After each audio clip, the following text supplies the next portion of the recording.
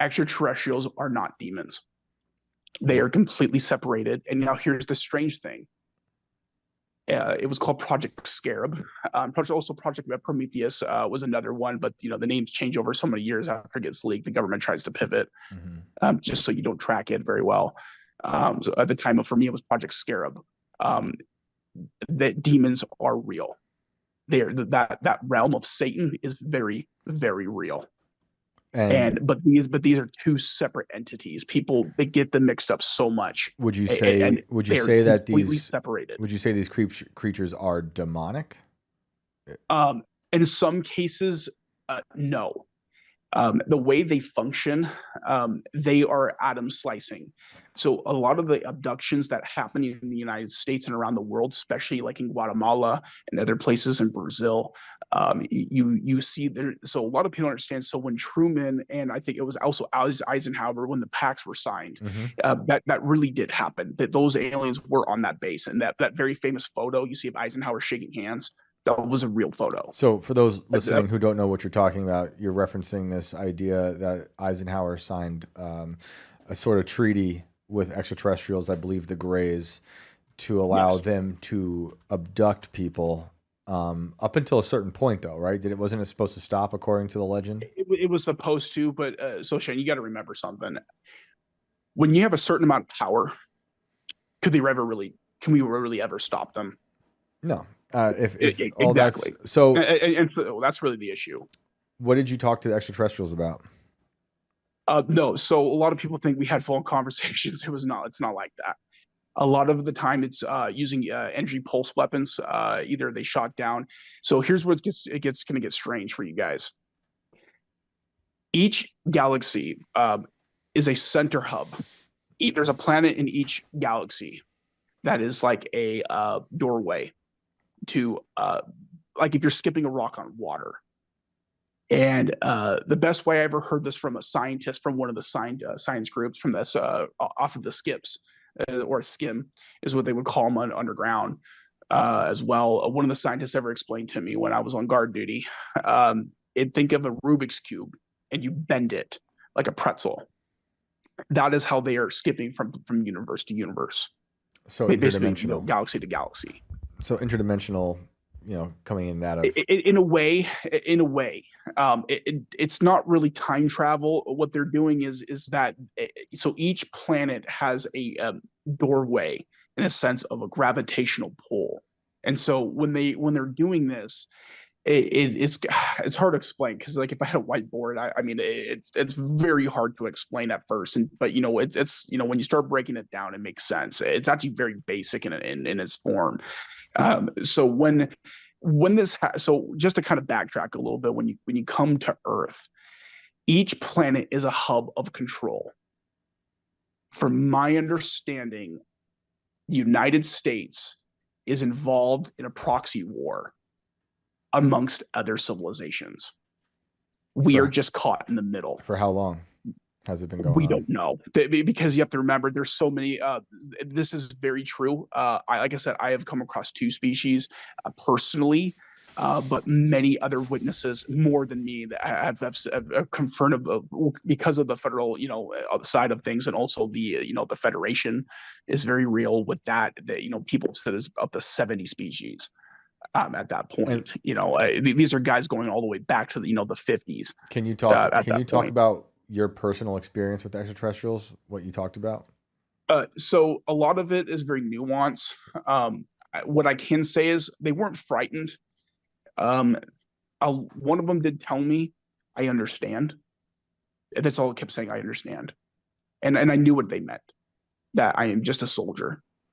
I'm doing what I'm told. Why were you there? It's Were you there to so their neutralize ship them? was shot down by another ship, Mm-hmm.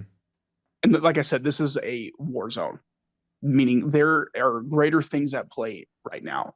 This is why Lou Elizondo, David Grush, this is why a lot of these guys, this is why they keep telling everybody that the nuances of this it's very complicated because people don't understand what's happening. That this is way more depth geopolitically than people think. This isn't just like flipping a switch. And you think that we should trust someone like Lou Elizondo? Um, to a certain degree, I'll tell you this, because of certain NDAs. Let me actually touch on that real quick because people get frustrated. I've watched this firsthand online. I've watched people get frustrated with this, where they say, "Oh, why doesn't he just spill everything now? Forget NDAs." And people need to understand that when these NDAs are being written up, it's by a lawyer. When the lawyer writes up the NDA from the Pentagon, and the lawyer is not going to know every single thing about that operation. That's why when a spook or somebody is able to speak about some stuff and not others, Mm-hmm. and that's why people, the nuances of that, people don't understand that the Pentagon is kind of lazy in that way. Mm-hmm. Honestly, and that's why we can talk about some things and not others without vitalizing our classified clearance, a lot of that stuff. Yeah. So when it comes to NDAs with Lou Elizondo, if he's telling the truth or not, I think he's doing the best he can for what he's given. Yeah, And so I've this seen is where, him. because you have to remember, like lawyers, they're not going to give you a straight shot of paperwork to go, okay, cool, I know what I can say now. It's not that easy. I hear you. That's why. I've seen him. I've seen him When we share. coincide and talk to them, we have to ask them every time because it's always different. I've seen him share things that have turned out to be false. Uh, that's why I have a hard time believing things that he says. So I'm going to tell you this: who said it was false? I think he That's came what you need out to ask. later. He came out later and apologized for sharing one of them. So I have watched some guys get bullied into certain stuff to say things. Mm-hmm. Just be careful what you read and what you see. People need to understand there's a lot of people out in the game. I would call this is what I'm going to use. It's called the hustle. People need to understand how much of your media is bought out, even in government. I mean, people think, why do you think there's billions of dollars missing from the Federal Reserve? Mm-hmm. Guys, this is to pay off a lot of people. Mm-hmm. And this is why. And I'm not saying Lil Lozano. I don't know the man. I've Mm-hmm. never met him. I've just known people personally that have, at least had a conversation. I don't know. All I know is what I can speak is from myself. And being on these task force teams, basically, I would call myself a grunt. I'm a rifleman, but in that division, doing the hard work on the ground. Well, I appreciate you calling in. I'd imagine this is not the last time we talk to you. I'd appreciate if you call back. We go further down. I have a bunch of different questions for you. I But got a lot of stories, man. I think you. I'd appreciate if you call back. I'd I've like been to ask actually you. holding back from calling because I just, like I said, I had to talk to my lawyer, and I just said, is this okay for me, for my family? And he gave me the okay. I'd like to He's ask. like, just keep it simple. But Well, I'd like to ask this before you go. Can you say what the price was that you had to pay to leave?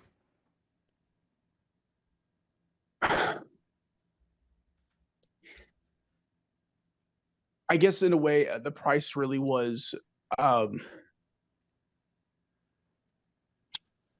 without saying anything confidential. I had to do one last job, and it wasn't a bad job. It was people thought it was unthinkable to do.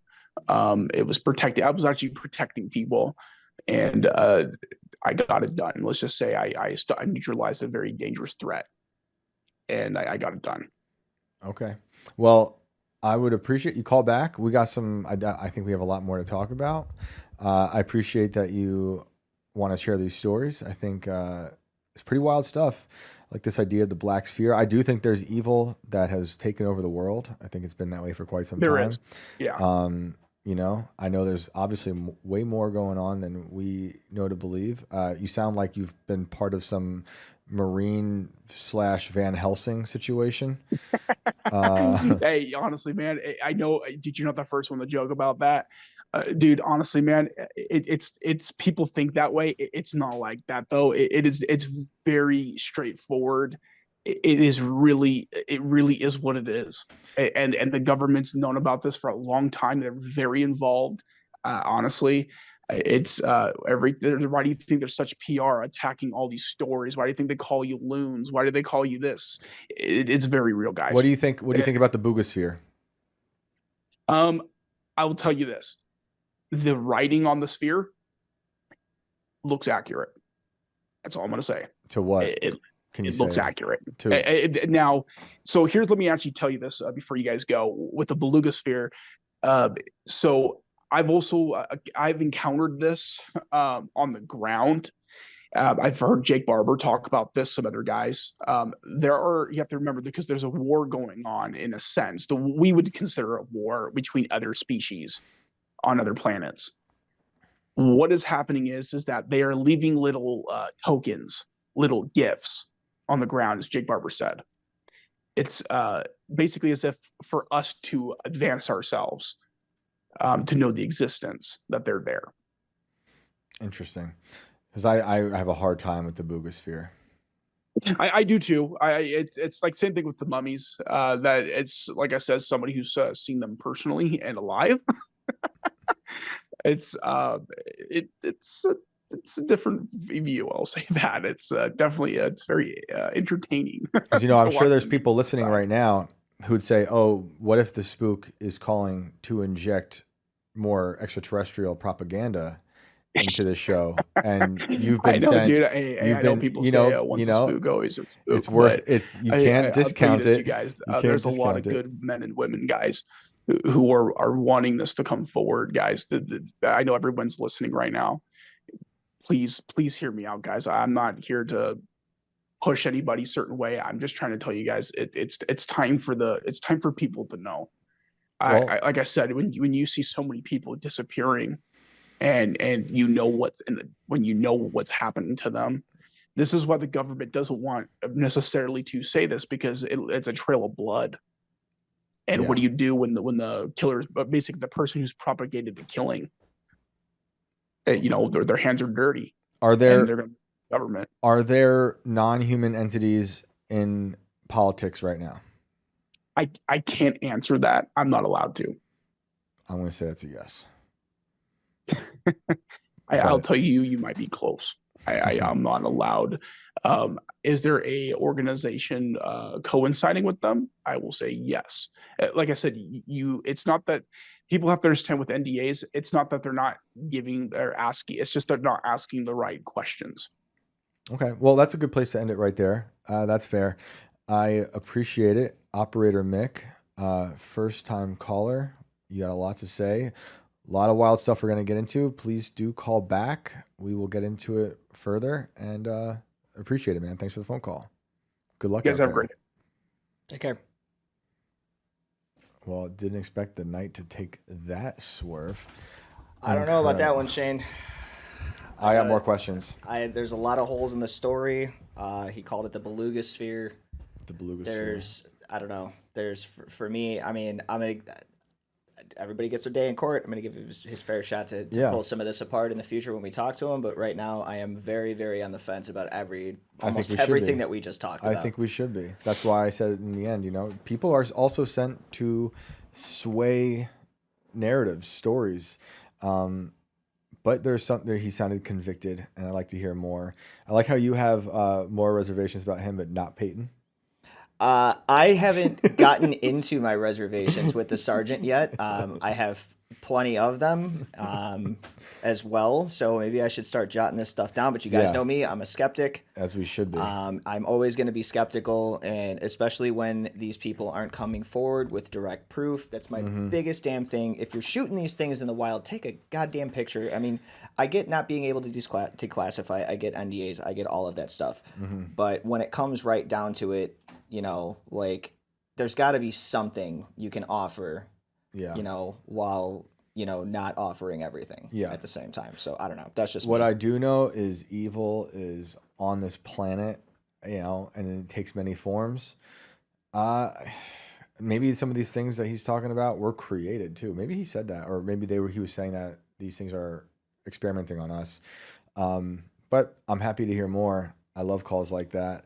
And I'm curious what the audience thinks about that. And if you have questions for Operator Mick, you should leave comments for us to ask him next time he calls in, because you guys know what's up. And I appreciate all the comments you leave already.